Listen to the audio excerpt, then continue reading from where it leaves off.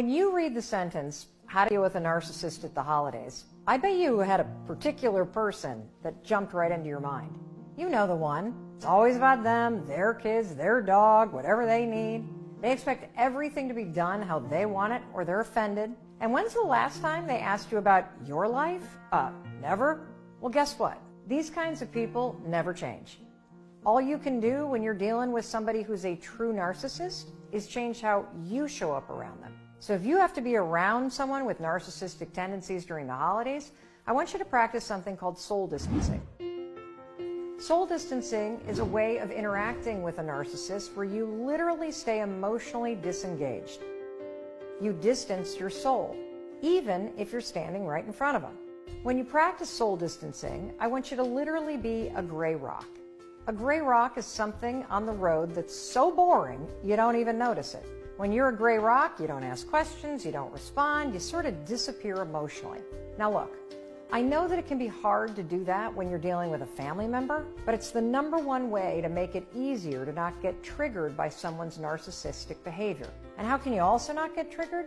You can add in a little empathy, because empathy makes everything a narcissist says and does so much less personal.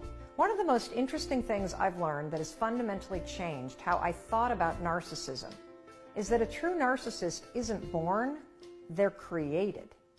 You either become a narcissist due to the fact that you were neglected emotionally or physically as a kid, and so to survive, you put up these walls around you and you shut out the world.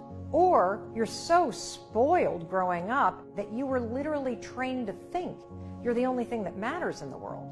And what I've learned from the leading experts on narcissism is that once somebody becomes a narcissist, usually between the ages of 7 and 12, because again, it's created in childhood. It's a neurological conditioning. It's next to impossible for a true narcissist to change their behavior. They're not even aware of it. So when you use empathy, when you actually feel bad for someone who's a narcissist because they were made that way due to neglect or lousy parenting, any of their toxic behavior is just a result of that trauma. And a healthy dose of empathy, like thinking about how it must have been really difficult growing up in a household that turned you into this, or thinking about the struggles that they may have faced as a child, when you think about it from that point of view, that empathetic point of view, it's truly amazing because it's going to help you soul distance. It will help you become more emotionally mature and resilient. And if you're no longer triggered by this person, that changes the whole dynamic in your family when you're around them. That soul distance also does one other critical thing. It allows you to protect yourself